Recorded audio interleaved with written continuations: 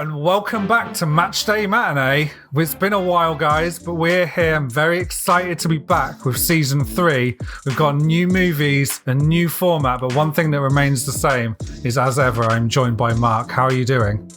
Awesome. Adam, how are you doing? I am doing pretty good, thank you. It has been a long time. We are still in the midst of lockdowns, despite everything. Season 3. Season 3. I thought we'd be one and done. We'd get one season done out the door, and then we'd be free from lockdown. Coronavirus would be in our rear view mirrors, but here we are. Yep, and you keep talking about how one day we'll record an episode in a pub, but that seems like a distant dream at this point, to be honest. We'll be cheersing each other, tears in our eyes. Yeah, one day we'll get there. Okay, are you ready to kick off this new format then? Let's do it. So we're just going to explain each section as we go along, and maybe listeners can let us know what they think of it. So the first thing is what you're wearing. So this was kind of like, just to think, I don't know about you, but I have bought a lot of football shirts in lockdown. I actually counted my Portsmouth shirts last night. I have 22 now. I think I had like 5 before the lockdown started. How many does your wife know about? She knows about all of them. She might not know the true cost of all of them, but that's okay. Price is the issue. Because they look like ratty old shirts too, so you can be like, a couple bucks. Exactly. Some of them are though. To be fair, I got some bargains. Like one I got the other day for like $9, like a Portsmouth 2005 away kit that no one wants, clearly. Yeah. So it's just a chat about, sometimes we'll wear like football paraphernalia, sometimes we might be wearing like geeky shirts or whatever, and we'll just talk about them. So I will start us off today. I'm wearing a shirt that's very dear to my heart, that is tangentially linked to Italy. This is the Portsmouth 2008-2009 shirt. So the year after we won the FA Cup. It was our 110th year anniversary. It's a nice royal blue, and they added gold to the trim for the first time. It's made by Canterbury, who actually went bankrupt not long after this, but they were traditionally a rugby kit manufacturer. Okay. And the way this is linked to Italy is it's really famous because we played AC Milan in the group stages of the Europa League, or it might have still been the UEFA Cup back then. And we famously drew 2-2 with AC Milan. And we're talking a team that had Ronaldinho, Inzaghi, Kaká, like a really 2008-2009 season. David Beckham, right? I think he was on his loan spell from LA Galaxy. Oh, it possibly would have been before then, though, because it would have been... MLS would have been running at the same time because it was group stages. So we were winning 2-0 with goals from Yunus Kabul and Kanu. And then Ronaldinho scored a fantastic free kick, as he's known to do. And then Inzaghi scored a really 89th minute equaliser or something to break our hearts. Could have had a famous win against AC Milan. In the end, it was a 2-2 draw. Fratton Park was packed that night. I didn't go to the match. I had to watch it on TV. So that's what I'm wearing. Mark, you're wearing a pretty Canadian top today. And it's kind of funny that the story that you told her, right? So I'm wearing a now vintage York / York United beautiful 3/4 zip. But it's funny, that story you told about the cup, was the semifinal, quarterfinal? Coming from behind to almost beat the bigger club. I mean, you and I were at a match 2 years ago now. York 9 almost beat Montreal Impact. Oh, yeah. You remember that? Yeah, and I think the final score was 2-2. 2-2, yeah. And that was for a while there, I think they were winning. Yeah, and that's probably one of the best CPL matches I've ever been to. Definitely. Yeah. I'd say it's the best I went to for sure. Yeah, York 9, 3/4 zip. I still love the colors. A bit of a sentimental connection to it since it was the first club that I've been a part of the launch of. Mm-hmm. But yeah, I'll definitely be wearing this match day York United whenever we're back in the stands. One day. So next thing we're going to kind of introduce the movie and a few things around the release. It's going to be a little bit different. So we are doing the Divine Ponytail today, which is a Netflix created biopic focusing on the life and career of Italian legend Roberto Baggio. It was released on the 26th of May 2021. I couldn't find the budget anywhere because it's a Netflix original. They sometimes don't release that information. I also couldn't find many filming details other than the fact that it was filmed in Italy. It only currently has 2 critic reviews on Rotten Tomatoes, one rotten and one fresh. So the New York Times? Yeah, that was one of them. And it has an audience rating of 73% currently. So the next bit is kind of giving a bit of context to the film's release. So number one, so top of the global Billboard at the time of release is a song called Good For You by Olivia Rodrigo. And top of the box office is Spiral from the Book of Saw, which has been at the top 2 weeks, making $15.9 million, which is not a lot. But obviously COVID times, limited screens and everything. Do you know anything about Good For You by Olivia Rodrigo or Spiral from the Book of Saw, Mark? Saw, I used to like, they used to come out every single year, and I'd go and take my wife to watch them every single year as they'd come out. I think the first 7. I haven't seen this one though, but it's kind of interesting. So like this will work for the older movies, top of the box office. But now that we're in the streaming age, I mean, we kind of have to mention what movies are currently streaming. Yeah, maybe we'll have to do like what's one in that, because Netflix do that like trending chart thing, don't they? Yeah, they just released Army of the Dead, which has kind of been in the pop culture zeitgeist for the last week or two. Still got to watch it.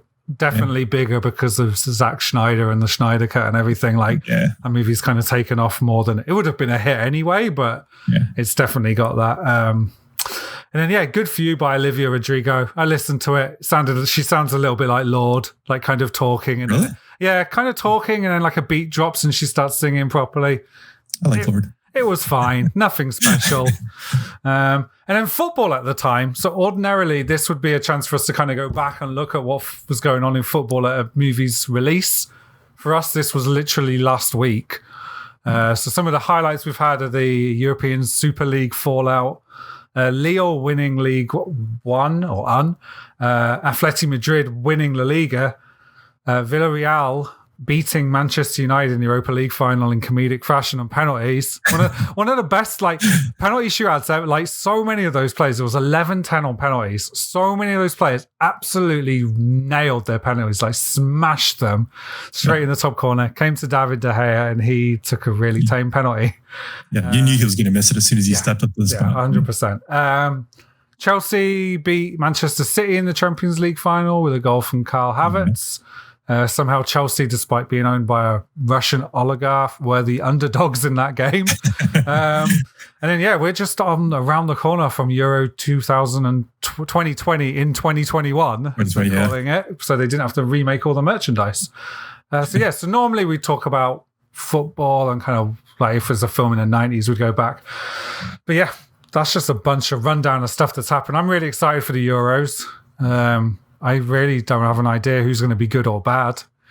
It seems a bit of a weird one because players are knackered from playing in weird code like 2-3 games a week. Yeah, that's true. So I'm looking forward to the Euros. Portugal's got like a decently young squad that have been making noise in the European League, so I'm excited for that. They're the defending champions right now, so. Oh, of course. I'll be cautiously optimistic. Yeah, and England have got reason to be optimistic after the World Cup, I guess. Yeah. It's just the group that we're in. I think we have Germany, France, and Hungary in our group. Oh, okay. So that'll be interesting. But I think a lot of third place losers go through. Yeah, like the best third place losers or something. Our group is Croatia, Scotland, which is a good game, and Czech Republic. Anyway, shall we get on to the movie? Let's do it. So we're not going to slavishly go over the plot like we used to, but we are going to go over a quick plot synopsis, and then we'll talk about our highlights of the film and kind of what we thought about it. So, The Divine Ponytail, as we mentioned, is a biopic movie that follows the highs and lows of Italian legend Roberto Baggio, from kicking in his father's garage windows to skying that penalty at USA 94. We get it all in this film. 220 stitches in his leg, a big move to Fiorentina, Baggio's abandonment of Catholicism for Buddhism, the obligatory training montage, this time with an injured player, and also one that contains no balls, seemingly to make up for the lack of football skills from the directors.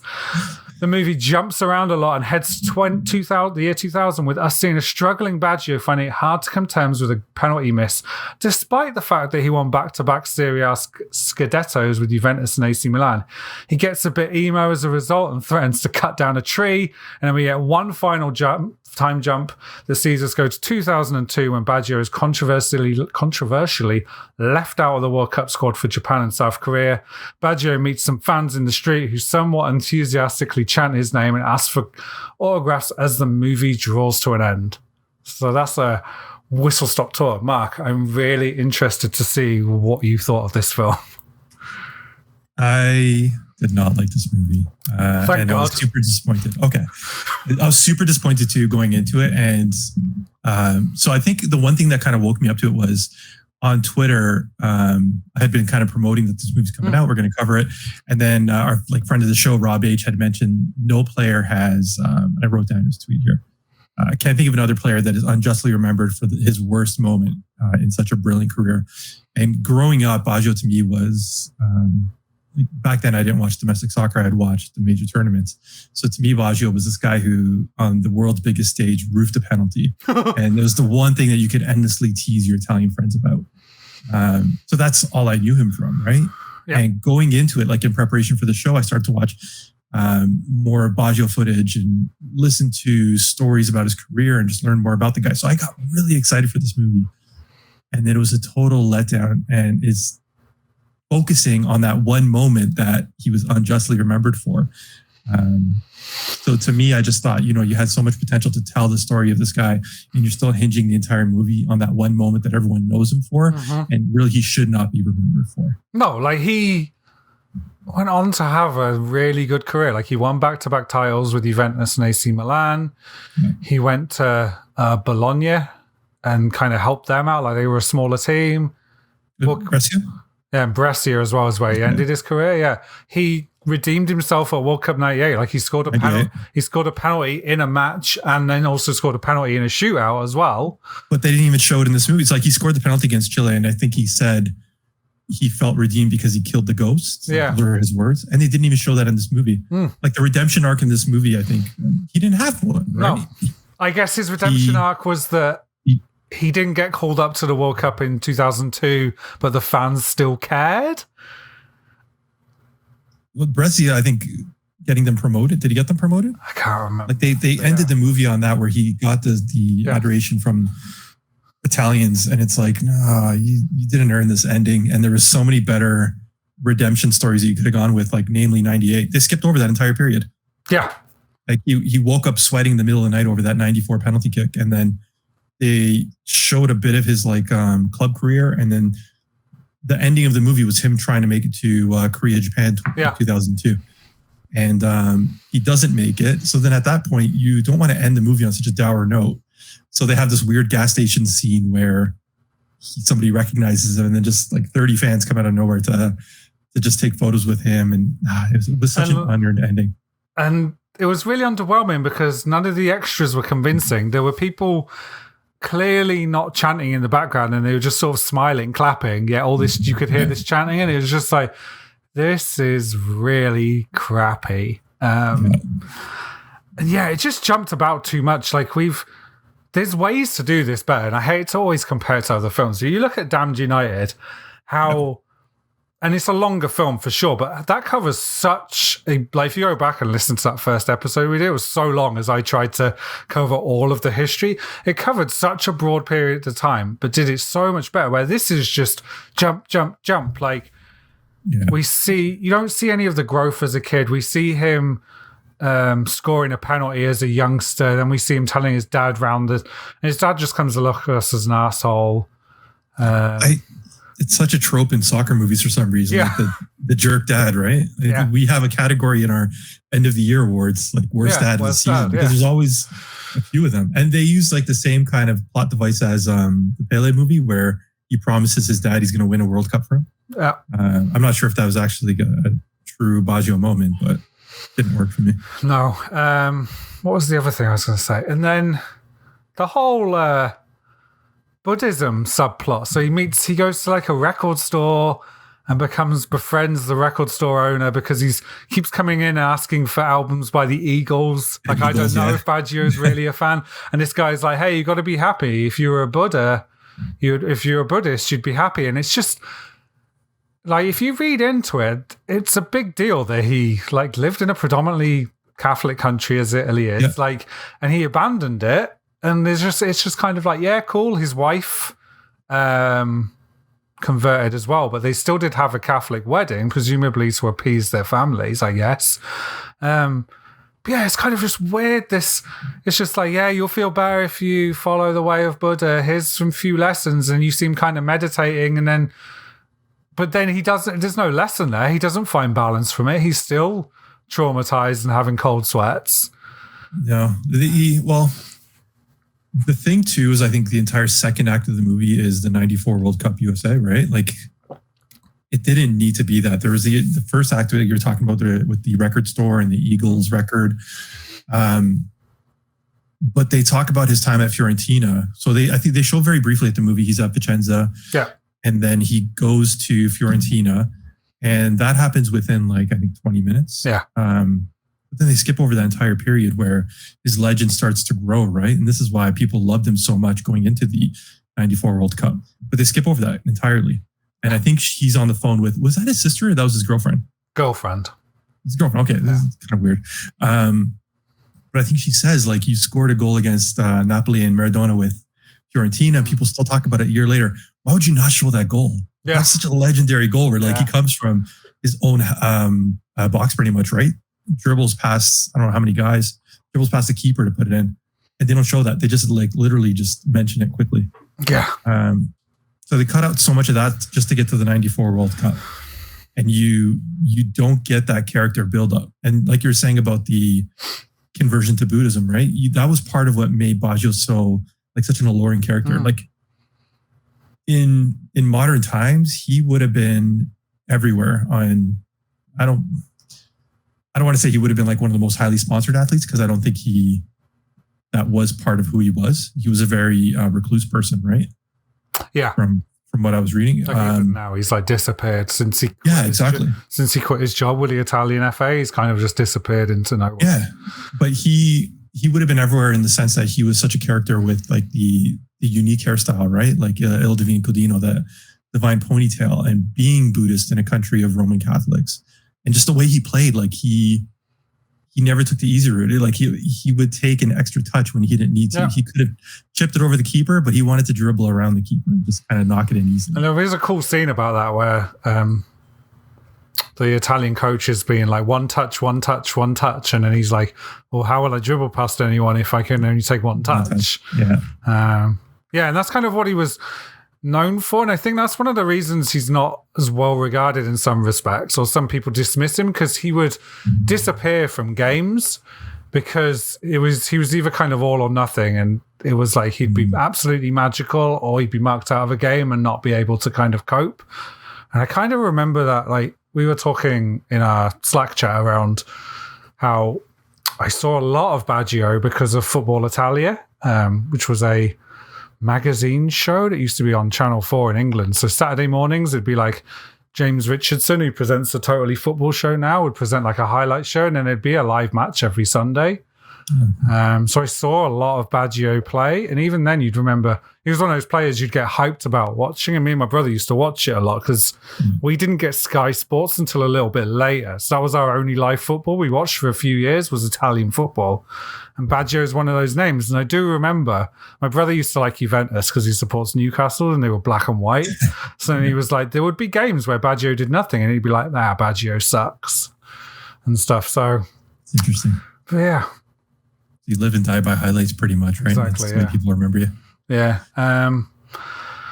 What I do find weird as well, they hype up all that getting to the World Cup and then they don't show a lot of key moments of the games.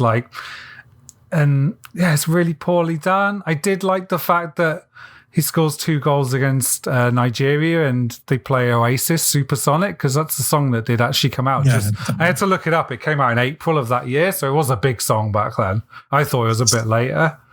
Yeah, some of the music choices were so weird though. They used Smashing Pumpkins 1979. Yeah. Out of nowhere. And I love that song. I grew up with that song, right? But it just comes in out of nowhere. Made me almost hate it. And then later on they use Black Keys, Run Right Back to You. Yeah. When he's recovering. And I have no idea. I looked up the time that would have came out. And at that point in the movie, it was 2001. That song came out around 2008, 2009. So that doesn't even match up. It's just, I guess the director liked that song, so he used it. There's a couple of weird things like that. I would have preferred they stuck to Italian pop music. Yeah. Kind of continue to build that vibe, right? That would have been cool, yeah. Actual, and especially seeing as it's, we haven't spoken about this, it's in Italian. So why have English speaking songs? It's the main soundtrack. But that happens, right? Like just crossover, I guess. Like Madonna is popular everywhere in the world, regardless. And there are cover versions of songs during it as well, though, in the background. Like when he's in the record shop, it's playing some Italian cover of something. I forget what it was. Really? So they do that a bit, but yeah, not enough. Yeah. So I don't want to completely dismiss the movie because I think a lot of it was great, but the screenplay just completely let it down. Like the main actor was amazing. Was he though? I thought so. Like he had the look, he got it down. He had carried like look. the kind of I don't know how good an actor he was though in some bits. He had that humble cockiness to him, if you know what I mean. Like it's oxymoron, but he did still have that kind of. He would talk back. He had those little moments of disrespect, but he was still humble in that sense. I guess the bits I didn't like is when he was upset and stuff, he just seemed to like sneer.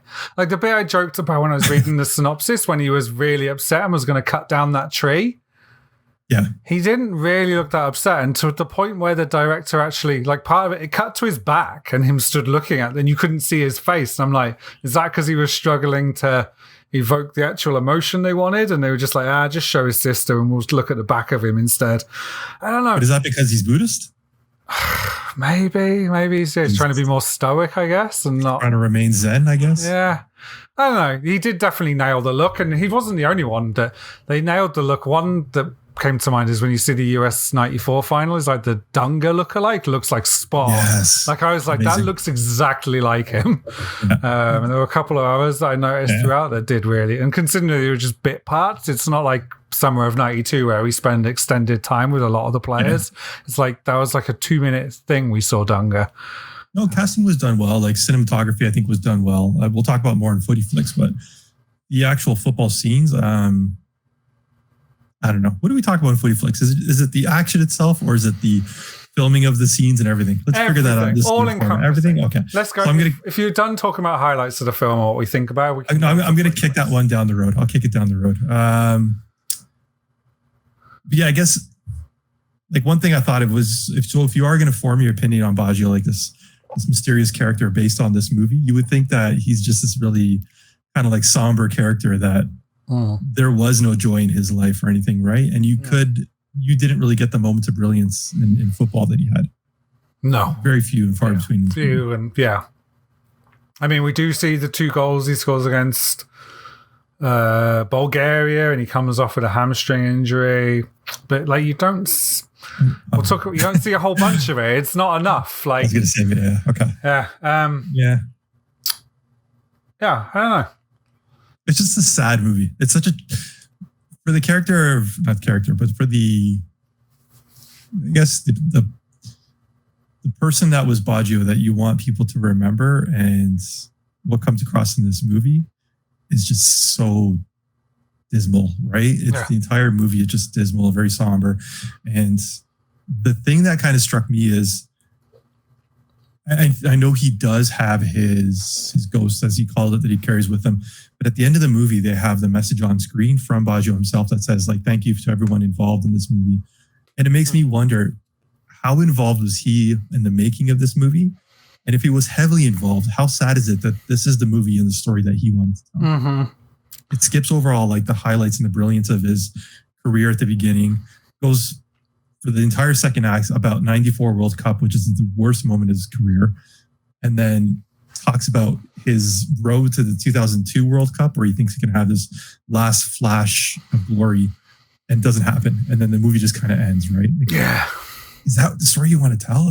When you compare it to something like the Pele movie, where he told this glorious story about how amazing he was, and it's like, that's if he was involved in it and signed off on it, it's kind of depressing. Yeah, that's what that was the last scene in the movie. Well, there's some real life footage afterwards. Yeah, but that's the last fiction part of the movie. Bunch. I was expecting us to get like the full roll call with like texts of like he went on to win this, and he's Italy's whatever it is, like 8th highest goal scorer of all time and stuff like that. And it was just like nothing. I was just like, everything in this movie is just like it's his low lights. It's like this is the Baggio's low lights, the entire movie. Like they talk about him scoring the goal against Napoli, and it was just like over a phone call. And then he wins the Ballon d'Or in 93, was it? Yeah, that rings a bell. Yeah, and all you see is like a snap of the trophy or something. Yeah, it's like a 2-second moment of like him winning the trophy. Yeah, it's sad more than anything, I think, and it just continues the tragic legend that is like Baggio, right? Yeah, and they seem to overly indulge in that moment too. It's just so when he takes that penalty, it has a voiceover, which I kind of think wrecks it because it's breaking that rule of like show don't tell. Yeah. And he's just talking about how like plumbing the depths of missing the penalty, and it's just like it really seems to like almost gratuitously, that's not really the right use to that word, but like it's like indulging in a horrible moment way too much. I just cringed that moment. So he's just, because there's that well-known shot of him just standing at the spot with his hands on his hips and just completely dejected because it was on him to win the World Cup for Italy. So they have that shot in the movie. And then there's the little kid audio from the beginning of the movie when he does score the penalty and he's cheering for himself. And he's like, oh, Baggio scores. But it's just him standing there staring at the floor. And you're like, I want to watch this. This is really uncomfortable. Okay. Was there any other highlights you wanted to talk about? No. I mean, we'll get into some footy flicks, but I think that's a good discussion on the movie itself. Okay, let's talk about Footy Flicks then. What did you think of the football scenes? You know what? The technical aspect of it, I'm always kind of like, if it looks cool, somebody scores and I get across what they're doing, then I'm not looking for a highlight quality levels of play. So I'm always looking at it from like the filming point of view and like the cinematography of it and the way everything just kind of vibes. And I thought they did a really cool job with this. Like if you look at the scenes, even when he's at Vicenza and they have the tifo in the crowd and they have flares going and the crowd is like, it's densely packed, right? Everything looks really good. It doesn't look like it's green screened or anything like that. And then to the bigger matches, there was one shot of the Rose Bowl in the 94 World Cup where it's an overhead view. And it looks like when York Knight showed off their stadium renderings. And they're like, this is what it's going to look like on match day. It didn't look like that. But when they showed that scene in the 94 World Cup, like it looked super fake, but it just looked amazing. Like it was just like an energetic shot. That looked really cool. They got the Adidas Questra ball right when he's on the spot. Yeah. I really did like all of the footy scenes. I know they're doing the typical thing of like the ball at the feet and there's just a flurry of feet kicking around. I did notice as well, like even lower. Like a lot of those shots, you didn't even see their knees. Like it was like half of the sock and down. Lots of shots lingering on shoes for some reason. Yeah. But there was some cool shots. There was one really cool shot overhead of Baggio's goal against, I think it was Bulgaria, which was like, it was directly bird's eye view and then just cut across 3 defenders. I thought that was really cool. So overall, I thought it was they were well done in terms of the filming of them. We also get a Pep Guardiola cameo. Oh, I missed that. Did we? Yeah. Oh, because they played Spain. Yeah. No. When he's playing for Brescia, he was on the team as well. So that's my take. What did you think about the Footy Flicks, Adam? I kind of feel this. I think it was super impressive. Like even from the very start, like you see that, like you said, you see the ball and it pans across and you see all the advertising hoardings and they're super authentic. Like you saw Snickers and MasterCard on there and it's like, that's cool. I think they look really well made, but I think there's almost an element of style over substance for me. I felt there was something about them. I felt there was like lacking like a passion to it or something. And even when they did the trope we see as well of a lot of like cut to footage, cut to the crowd reacting instead. And it just felt like when his family were watching, none of them seemed that engaged. And like, I don't know, I had a disconnect. I think they were really, really well made and attention to detail was all there, but they didn't capture the like passion of the game for me. I don't know what it was. And then ironically, like they made the final of the 94 World Cup seem way more like an exciting game than it was, even though I think there was meant to be a pretty boring final for all intents and purposes. They somehow managed Hollywood, baby. Yeah, like they managed to like zhuzh it up like really well when it perhaps didn't deserve it. So yeah, it's like style ups. I don't think it's as up there as the best, but they did look good. And some of that's because it's the most modern film we've looked at, I think. So like it's in 4K, like everything looks really crisp. They did the thing that a lot of these films do really well, like got really good replicas of all the kits, all the training gear. Like they're all in their tracksuits and stuff, and they all look like spot on.